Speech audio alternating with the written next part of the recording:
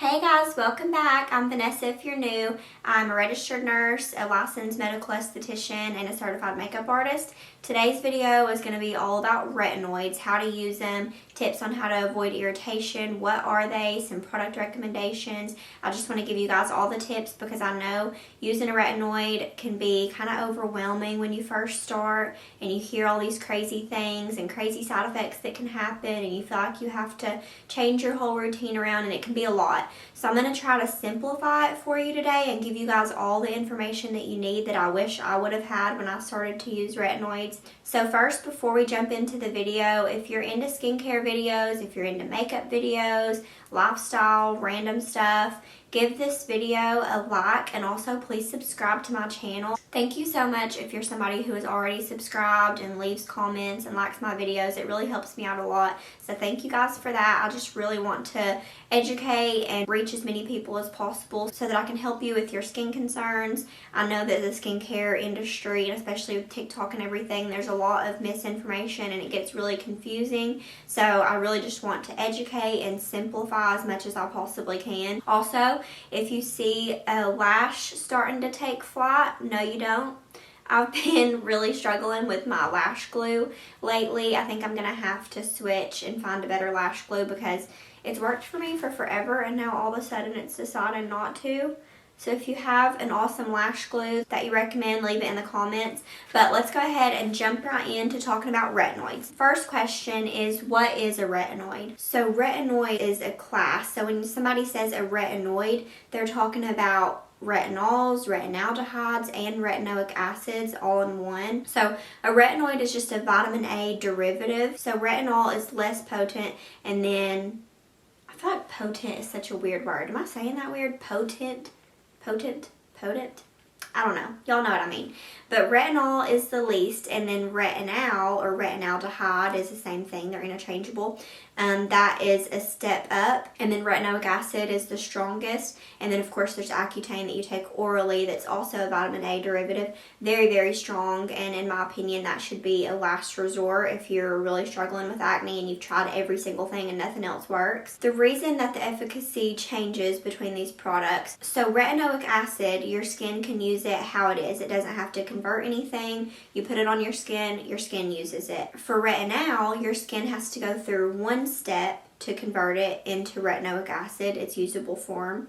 And then for retinol, your skin has to go through two steps to convert it to retinoic acid, its usable form. Because your skin has to go through these conversions, it can lower the efficacy and make it not as strong, but that also means less irritation. So typically with a retinol, you're going to have less irritation. A retinol, you're going to have a little bit more, and then retinoic acid is the most irritating typically. But there's a lot of things that go into that, like the formulation that's used, the vehicle that's used to get it into your skin, whether it's encapsulated or not. A lot of products will be encapsulated with a lipid outer layer to help get it into the skin, and then it will release the retinoid, which makes it less irritating. So you have to take all of these things into account. I'm going to throw out some product recommendations to help you guys out so that you don't have to dig in that deep to the research. But just know retinol, retinaldehyde, and then retinoic acid, the conversion steps, retinoic acid being the strongest, retinol being the least strong. So retinols and retinol or retinaldehyde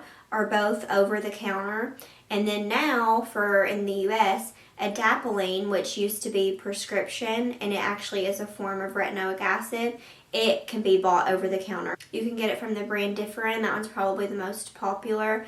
And Adapalene has more research for acne. In theory, it should also be great for anti-aging and all the other benefits, but it has the most research for acne. So retinoids are a vitamin A derivative. They help to speed up skin cell turnover. So they help shed the dead layer on the top and then bring those fresh new skin cells to the surface. So babies have a super fast skin cell turnover, and that's why their skin is so perfect, so soft, no texture. If a kid gets a scrape or a cut somewhere, it'll heal really fast. Where as an older person, they have a decreased skin cell turnover, and so their wounds take a little bit longer to heal. If they get like hyperpigmentation for whatever reason, it can take forever for it to go away. But retinoids help to speed up that skin cell turnover. So it helps your overall skin tone, your skin texture. It helps with hyperpigmentation. It also increases collagen production, so it helps with fine lines and wrinkles and the overall plumpness of your skin. Now let's talk about who shouldn't use a retinoid.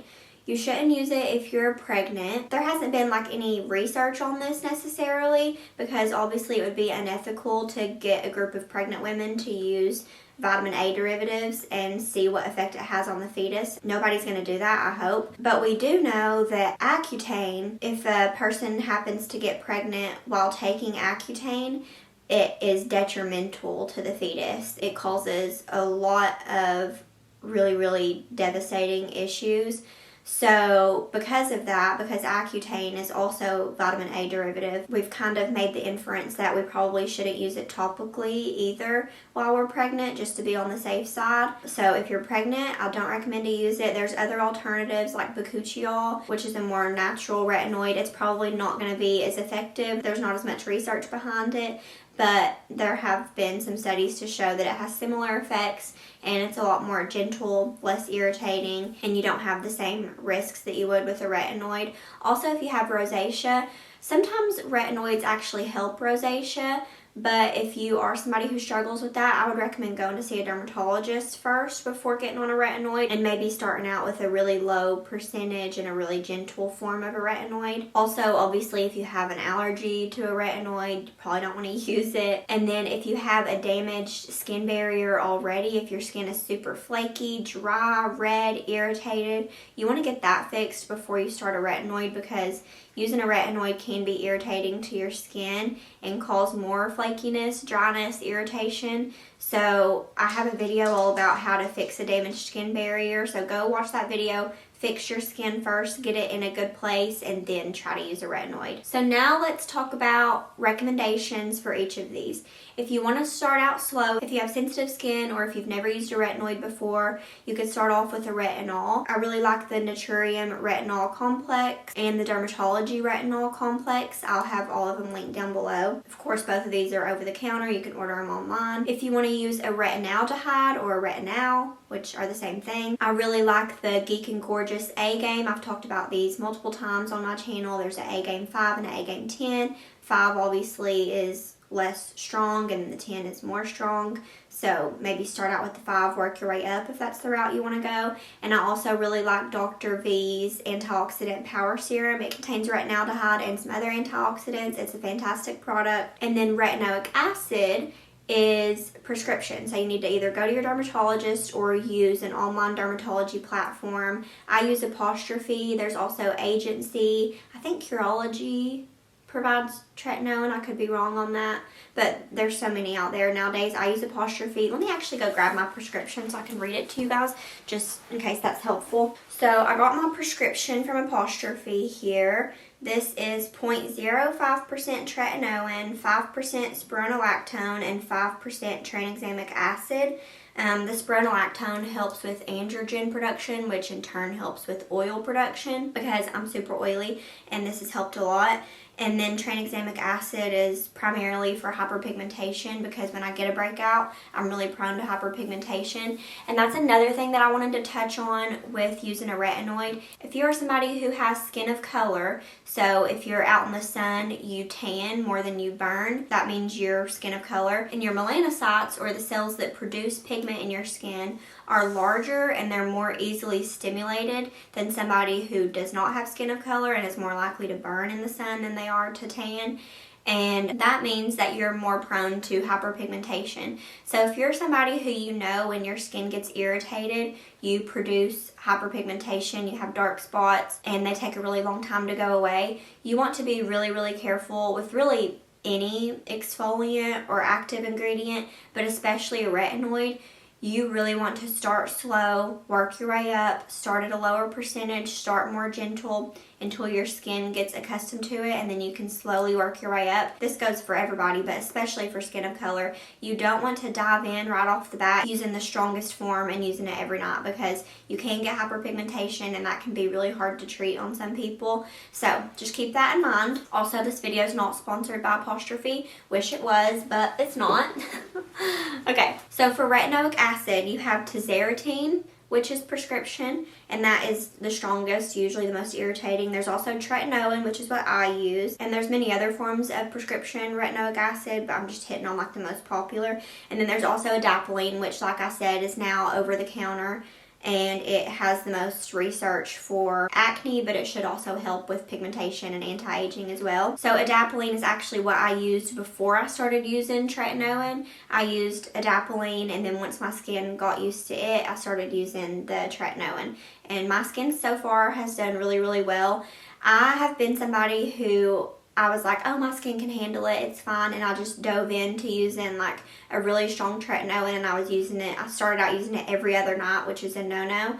I'll get to that later in the video. But yeah, I started using it like every single night. My skin got super irritated, super flaky, super dry, and then I had to completely stop using all of my actives, and I had to just slather on like super hydrating, reparative products to fix my skin, and then I had to like start all over. So don't do that. Don't make my mistake. Start off slow, work your way up, because it's going to take a lot more time if you damage your skin barrier and then have to keep starting over, and you're going to set yourself back, and not to mention the risk of hyperpigmentation. So start slow, work your way up. Now let's get on to tips for how to apply retinoids and how to use them. The first tip is to apply to dry skin. So the way you're going to do this, preferably at night, is you're going to wash your face with a gentle cleanser. I like the Vanicream cleanser. It's just the Vanicream gentle cleanser, but there's a lot of other gentle cleansers out there. Just pick one that isn't drying, doesn't strip the skin, and doesn't have any other actives in it. Actives are things like vitamin C, AHAs or BHAs, like glycolic acid, lactic acid, salicylic acid, anything like that you want to avoid when you're first starting out. So you're going to cleanse the skin with a gentle cleanser, then you're going to pat dry, and then wait a few minutes for your skin to be completely dry. Your skin does not want to be damp at all, because that's going to increase the absorption, and it's also going to increase the irritation. So make sure your skin's completely dry. Then you want to take a pea-sized amount and dot it all over your face and neck, and then blend it in. A pea size might not feel like enough, but it really is. It's going to do its job, don't worry. You want a really thin layer of this, because if you use too much, you're also going to have increased irritation. And I know, because I've also made that mistake. I've made all the mistakes, and that's why I'm giving you guys all of these tips, so that you don't have to learn the hard way like I did. So I used a very small amount all over the face and neck. Don't forget the neck, because you're going to look like a floating head when you get older. Then you want to allow that to dry, and then go in with a moisturizer on top, and you're good to go. And that's all you want to do starting out. Then in the morning, wash your face with a gentle cleanser, apply your hydrating serums if you want, moisturizer, SPF, out the door.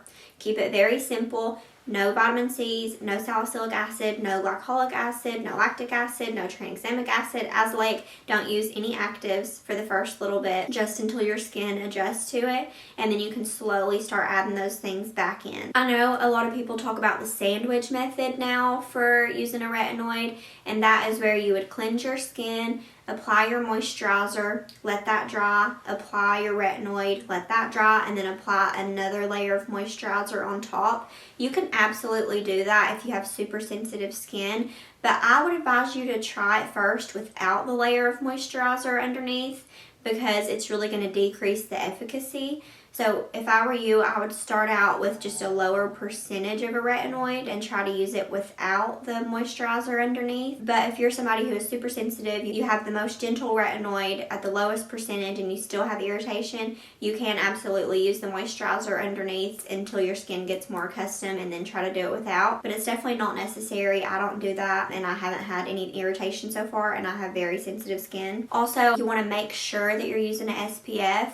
Retinoids can increase your sensitivity to the sun, and so during the daytime you want to make sure that you're wearing an SPF. Really make sure you're wearing SPF anyways, but especially when you're using a retinoid. Also, if you have areas that do get super irritated, like sometimes I'll get like a random spot on my chin that gets irritated for whatever reason, and then I hope you guys can't hear him. If you get irritated like the corners of your nose, around your eyes where the skin is really thin, you can put some petrolatum in those areas before you apply your retinoid, and that's just going to kind of keep the retinoid from getting in those areas. But if you don't have to do that, then I wouldn't, because retinoids can also be really beneficial to the skin around the eyes, and you really want to get it everywhere if you can, but obviously you want to avoid irritation if possible. So that's also an option if you need to. So now let's talk about a schedule for when you would start using these retinoids.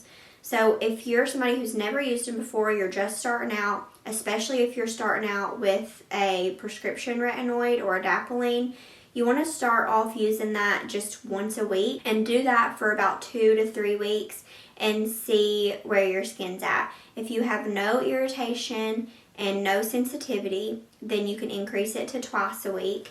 But if you do have any kind of irritation, flakiness, dryness, sensitivity, you want to keep using it just once a week until your skin adjusts and you have no irritation. Then you can bump it up to twice a week. Do that for 2 or 3 weeks. If you have no irritation, bump it up to 3 times a week, and then just keep on that same schedule until you're using it every single night. But don't be like me and get in a rush and just jump from using it one night a week to using it every other night or every night, because you will get irritation and you're going to have to start all over, and it's going to be a huge pain in the butt. So start off slow, be patient, and you should be fine. So when you're on this schedule and you're starting out, on the nights that you're not using the retinoid and also in the morning, I recommend using really hydrating, nourishing products. I really like that new product from The Ordinary. It's the Barrier Repair System. That one's awesome. You can also use Snail Mucin, which I love. I use the one from Cosrx. You want to use really hydrating, nourishing moisturizers. I've been using the one from Do Skin, the Lipid Angel moisturizer, I think it's called, and it's fantastic. You just really want to nourish and hydrate the skin as much as possible so that your skin barrier stays really strong and it decreases that irritation from the retinoid. Then when you're using the retinoid every night or every other night and you have no irritation, your skin's doing great. If you want to increase the concentration, you can. You can also change the form of retinoids. If you're using a retinol, you can start using a retinol. If you're using a retinol, you could start using a retinoic acid and just increase the efficacy that way. So either in percentage or in the type of retinoid. And once your skin gets accustomed to the retinoid that you're using and you're using it as much as you want to be using it, and you've seen no irritation for, I would say, 2 or 3 weeks, then you can start adding in other actives like your vitamin C, your salicylic acid, your glycolic acid, things like that. But I would use those things separate from whenever you're using your retinoid. So if you're using your retinoid every other night, you would use those actives on the nights that you're not using the retinoid. Or if you're using your retinoid every single night, then you could use those things in the morning time. Just make sure that you're wearing an SPF on top always. So I know this has been a ton of information. It sounds really complicated, but I promise you it's worth it. You will see so many amazing benefits from using a retinoid. If you have any questions at all, please leave them down below. Again, please subscribe to my channel. Give this video a like. I'll have everything linked for you down below. I'll also link a few studies as always so that you can do your own research if you want. And I will see you guys in the next video.